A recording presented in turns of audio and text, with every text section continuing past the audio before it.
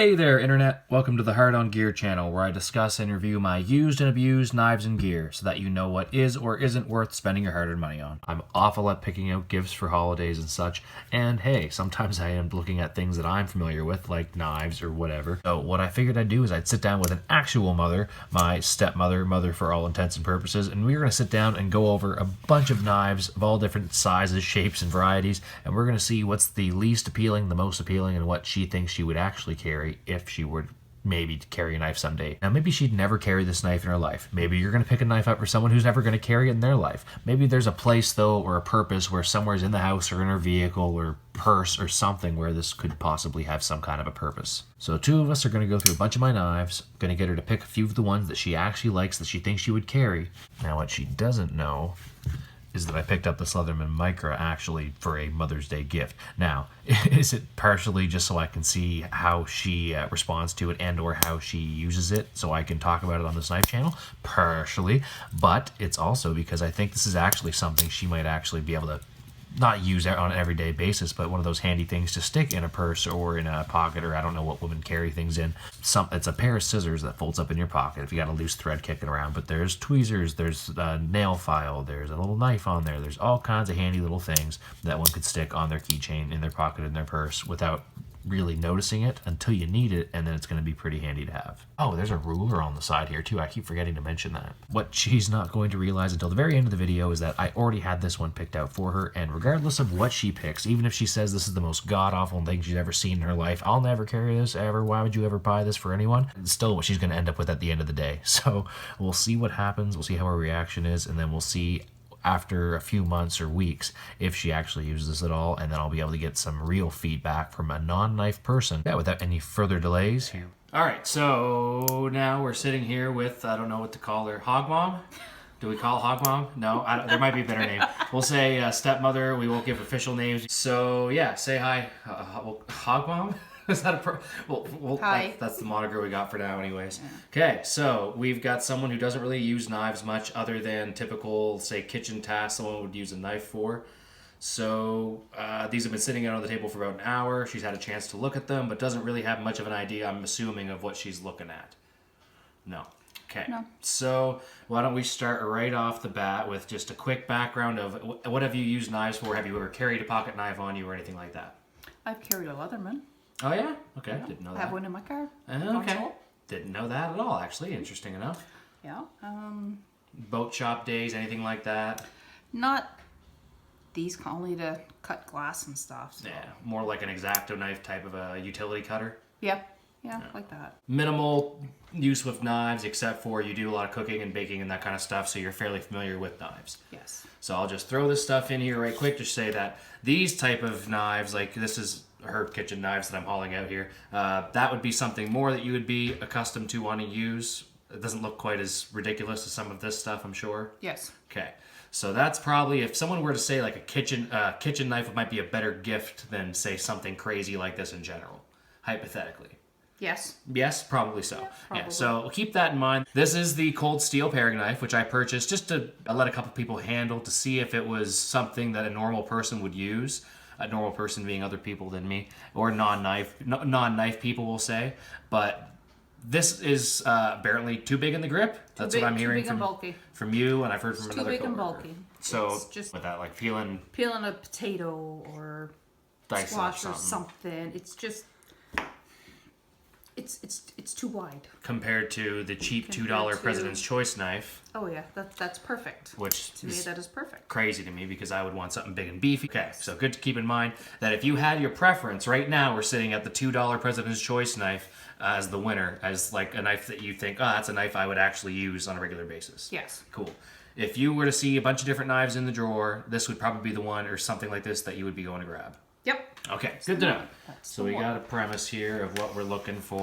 Let's say your mother, stepmother, mother in your family, whoever it is that you're buying this for, maybe lives in a city, works around, does some camping, fishing, something like that. Maybe they'd want to have something they could carry in their purse or throw in their pocket or something.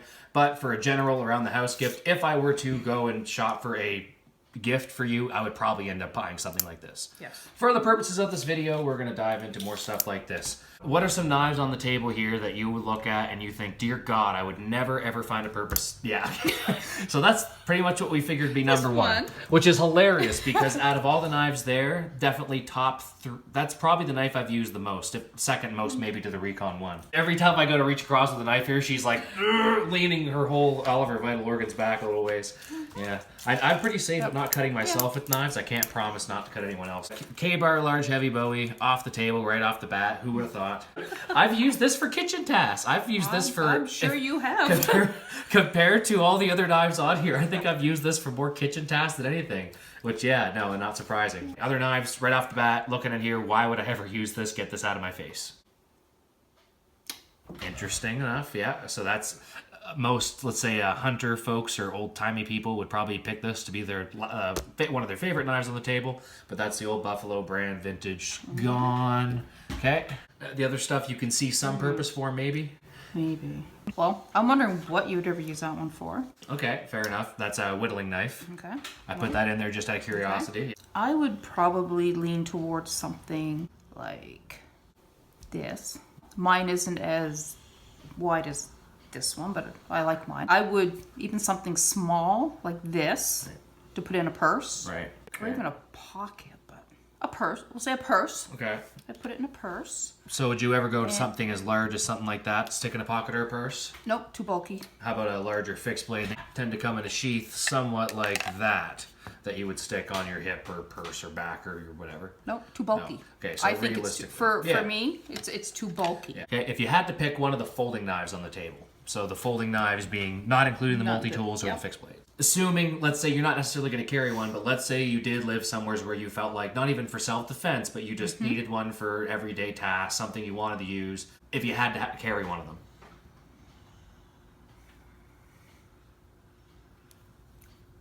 And feel free to handle them, deploy them. So those ones there are a flipper knife, so if you want to, you hold it like so, and then you press the back of it, that'll just press down a little bit. It's going to take a little bit of force, but... like that. Yep. There you go. Yep, it's a flipper tab. And it still feels... Look, a small comfy. handle, eh? Yeah, it's comfy. Make sure you put that back. Yeah, sure. So it's a center... And this is interesting. It's good for people who don't handle knives ever. So this is important because if you give someone a knife with a fancy locking system, they might not know how to operate it. So the inside pushes... It's called a frame lock, this one. So if you turn it over...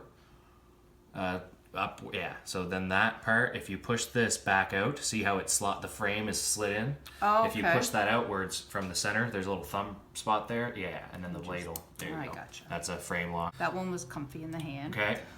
I already know that's going to be bulky. Yeah. That's going to be too bulky. That'll be too bulky. For humor, would you on that one? Because that one there's very ergonomic once it opens up. So that's just a thumb hole. Stick your thumb in that hole and you just sort of wheel it open or flick it open. Yeah, there you go. Yep. Hey, nice. You actually handle this stuff better than my old roommate from college who handles folding knives like a 70-year-old lady. Okay. So, just so he knows that. This is in the way. Yeah, not a fan of the pocket clip. That's in the way. Yeah. Because I can't... Right. That interferes with my grip. Gotcha. It's probably something you've never had to feel before either. There's a pocket clip in your knife. It feels awkward. Yeah, imagine so. No. But if I was left-handed, it might be different. Yeah. But I'm right-handed. So and that's the way it would be, actually. Knowing that I'm left-handed, that would be the way that it would actually feel in my hand right now, the way it's set up. So if you were right-handed, your thumb would be in that same position with the right hand. Yeah. It's a maybe. Yeah, for me. but still, and compared to something like this Recon 1. Oh, and humor me with closing this lock. So there's two... Oh, you nailed it. Figured that out right off the bat, eh? Perfect. That's interesting because those ball bearing locks don't seem to be as easy to pick up on. Cool. There's the Recon 1. That's the beast I carried around for a long old time. To me, that was a normal size knife. Just opens and closes that. To most people, that's giant. This feels like you want to go and... If you wanted to do something bad to somebody, this is... I don't know how to say it right. That's about it. No, if you're gonna... You want to do something bad to somebody knife. Yeah. And that's what it feels like. Yeah. That's kind of what they're marketed to like as well. They're marketed that way, but they really are a hard-use work knife. Yeah. Also, a lot of military and police tend to carry them because they are pretty good for that stuff. But yeah, funny that you came to that conclusion. Not so funny for anyone who knows cold steel. So that's the back lock on it. if you had to go quite low, that triad lock's different than most back locks, but it is what you gotta really press down on it.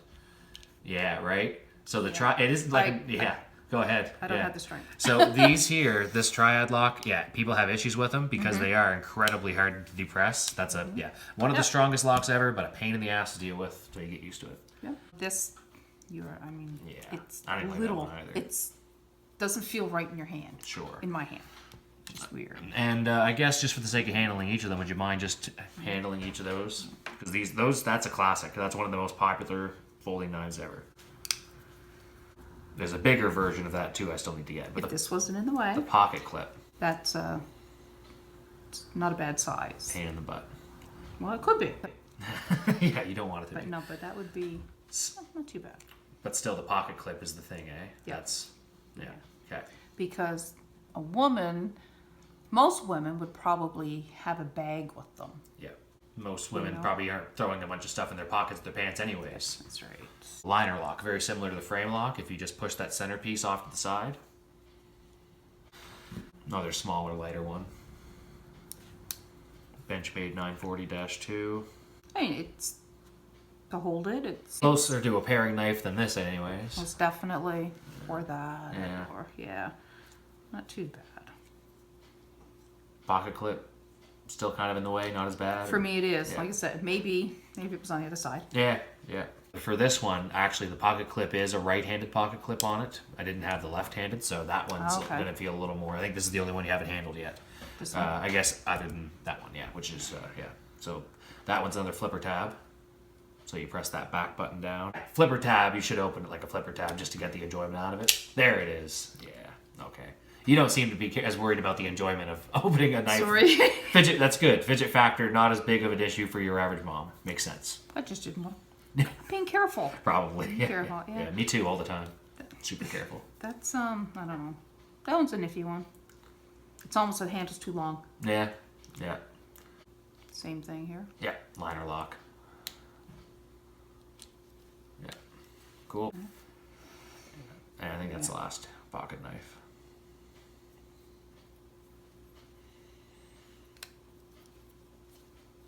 Makes you might want to go in the woods and do something. You feel like you should be hunting. Something like that. Yeah. That one. Meh. No pocket clip on that one, funny enough. No, and that's why I felt a little bit more natural, maybe. I don't know, but still, it's too big. Yeah. For me. If you had to pick one of those pocket knives, that one there. Okay, funny enough. CRKT M16. I was actually over at our mutual friend's house, and that's actually the knife he was kind of interested in, funny enough. Interesting. That's the one that people can tend to gravitate to. Okay, just for the sake of while we're talking about pocket knives, do me a favor and line up these pocket knives in the order that you think they should go price-wise. We'll start least expensive to the most expensive. Final answer, here's the order we're looking at. Rat model number 2 to the M16 10KSF. Price range that we're thinking, roughly? From 60. About 60 to about 120. Which I appreciate because that would be if all of those knives only cost 60 to $100, which most of them do actually. There's a couple more expensive ones there, but we're gonna do a little switcheroo here, and basically you were pretty close. That was the first knife I ever purchased, first folding knife I ever purchased when I started forestry school. I think I paid $20, $30 for that at Walmart or Canadian Tire. And then there's the Rat Model 2, which typically you could get for about $40 American, but this is paid about $80 Canadian because this is the D2 steel version.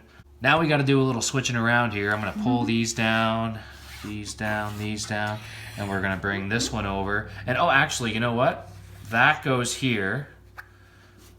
So second is the CRKT M16 10KS. I hate this thing. God, I accidentally ordered this when I meant to order this one. I had learned from not doing my research, which I normally do. Stupid me. And that there cost me about $60. Then I think at about $5 more, or right around the same price, we've got the knife that she preferred, and the knife that a lot of people tend to gravitate to, which is the standard, B M16 03BS, which is more of the standard, I think, 8.5-inch version of the God I Hate liner locks for that very reason. There we go. There's our blood. First blood for the CRKT M16 10BS. Yeah, about $80 for the D2 version of the Rat Model 2. Then there's the medium Luzon, which I want to say I paid around 80 to 100 bucks for Canadian. Might be a little bit off on that, but I believe I paid a little bit more for this than the Rat. So the Luzon, and then the Recon 1 would be next. Coming in, I paid 120 bucks for this version of OS 8. Now it's 150 bucks for the new steel. Next would be the Manix 2, which is about 160, 180 bucks Canadian. And then, funny enough, which you wouldn't expect because it's so light and so doesn't seem like it's super expensive, but that's about 220 bucks Canadian for the Benchmade 940. Cool. Fun little game. Thanks for participating. Did I win? Damn it. You won your guest appearance on the H.O.G channel. Okay, Kershaw Blur had about 3 or 4 days. What do you think? By the way, it's spring assisted, so when you open it, it's going to have a little snap to it. It's too big. Too big. Okay, give her an open and just be aware it's going to... Is it a... It's just a thumb stud. Yeah. I got it. Okay, now, so, yeah, and you missed the spring a little bit, but you'll see when you open it, yeah. Too big? Little big, yep. Too big. Little big, yeah. Cool. So, when you push it open like this, almost like that, give that a try. I don't think I can. I don't have the strength in my... Okay. Oh, there it is. There we go. Yeah, spring assist. Yeah, so once you go. Yeah. Okay, gotcha. So it's the tension's so tight you can't really get a good deployment on it. Right. Gotcha. For me, yes. Perfect. What do you think of the spring assist with that little snap? Bit aggressive? So. Interesting. Okay. So I kind of figured that would be a bit of a turn off for someone who's not a big knife person, but... So. Okay, cool. Thank you. So we know which knives you didn't like. We know which folding knife you would pick if you had to pick one. Really quick, if you had to pick one of these fixed blades for carrying, for whatever, you had to pick one because somebody was making you? Not that one. It's too skinny. Too skinny. Comfort. Interesting. It just doesn't feel natural.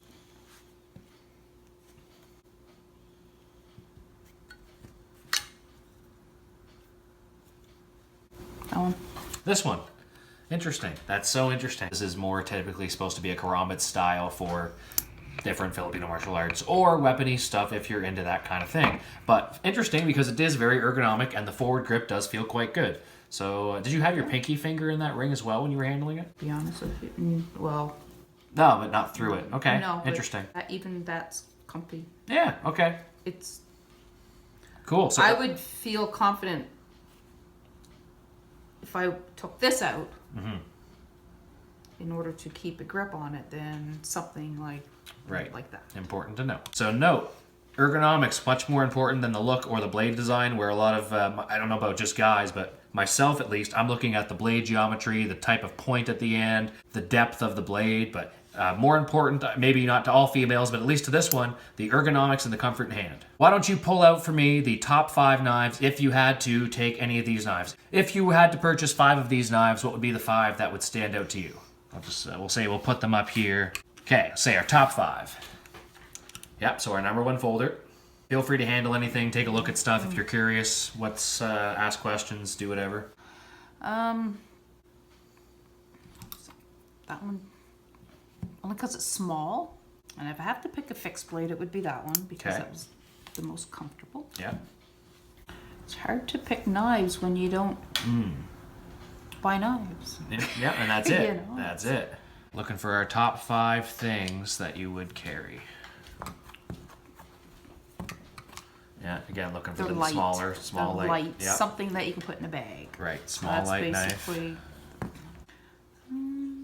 Oh no, some little thing like that. It'd be worth noting, there's some different stuff inside of these ones. So these ones are your general, kind of similar to a Leatherman. They have a lot of they got a big saw and the big pliers and all that.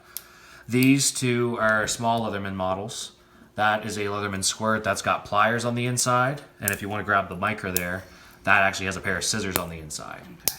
Now these both have a knife on them, so they've both got a knife. The tools are all on the outside of that one, but that's got the knife there. A nail file in there, and tweezers of all the damn things on that. Right, isn't that funny? Then this one, say again, big difference, scissors, pliers. It's got a smaller set of scissors there, which still do work decently well. And then it's got a knife and a different file, more of a wood or utility type file, got a steel file on it. And then your screwdrivers and bottle openers on this end. But similar, just different tools. That one's more of your typical bigger Leatherman style, that Byberry multi-tool. And because I already have one like that, right, that's why I went with a smaller one. Gotcha. Excellent. Okay, so we've got our top 5. Final question now. Out of these top 5, if you had to have one that's utilitarian that you thought, okay, I'm actually going to use this at some point in my life. It might be every day, it might be once a month, it might be once a year. But if you figured there was something here you'd use and you'd carry. Interesting. CRKT M16. What is it that grabs you about the M16? It, for the most part, it's comfortable. And it's small in the hand, similar to this. It's small, it's not big and bulky. Look at the shape, actually. Look at the comparison. There you go. Isn't that funny? It's my favorite. This is my favorite knife. That's comical. So that would make sense, though. Out of anything there, that's the most similar shape, pretty much, to a small paring knife. Yeah. Yeah. The comfort of holding it, like the other paring knife you had. Yeah. The blade was great. But just a little too thick in the handle. But it's not comfortable. Yeah. Harder to manipulate too. It looks like in your hand. Yeah. Yeah. So. Yeah. So the M16. That's pretty much so. So as much as I might have looked around the table and thought there could be some different things that might be a little bit less, to me that's kind of a tactical knife.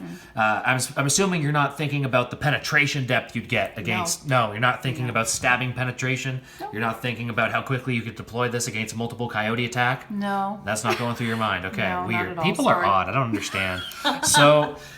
Interesting to know. So that's good. So if you're looking for a Mother's Day gift out there, keep in mind that it's probably going to be something a little more utilitarian. They're not going to be worried so much, maybe even not about the looks. Although the Recon 1 did get that tactical kind of look.